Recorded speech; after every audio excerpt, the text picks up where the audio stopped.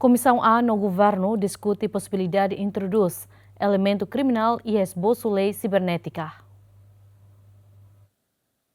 Comissão A e Parlamento Nacional deve tratar assuntos de justiça no constitucional, quinta a audiência ou entidade relevante a nation, Ministério da Justiça, Procuradoria-Geral da República, Polícia Científica e Investigação Criminal, onde discute com a carta Rússia Presidência Conferência Episcopal Timorense, relaciona o uso descontrolado contra a rede social e a Timor-Leste. Na Comissão A, o governo discute a possibilidade de introduzir elemento criminal e esboço lei cibernética, no nível regula uso da rede social. O presidente da Comissão A preocupação Conferência Episcopal Timorense com o uso descontrolado contra a rede social de Timor-Leste importante, o governo tal e a consideração a tubele for exposta. Preocupação se opinião importante a tu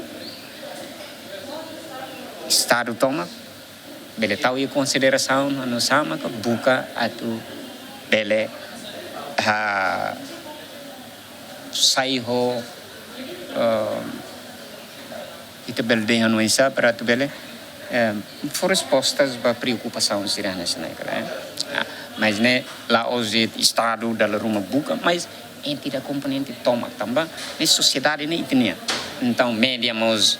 e papel né bem importante a tu divulga sasansir né bem maka e valor positivo onde contribui Estado e a parte né o sama busca solução política e solução política né precisa introduzir a leis rumaka ou né tama ona e a solução né operacionalização né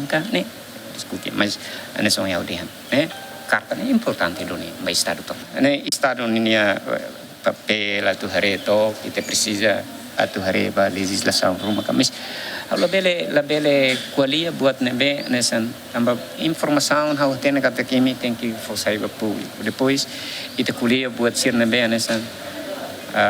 tedehan atu halu ne mas depois tambah tempo buat seneu tu nebe awno kata e buat assuntos com a carta zernehotu em princípio comissão discute o governo rona ituan posição governo halusa ho serne situação né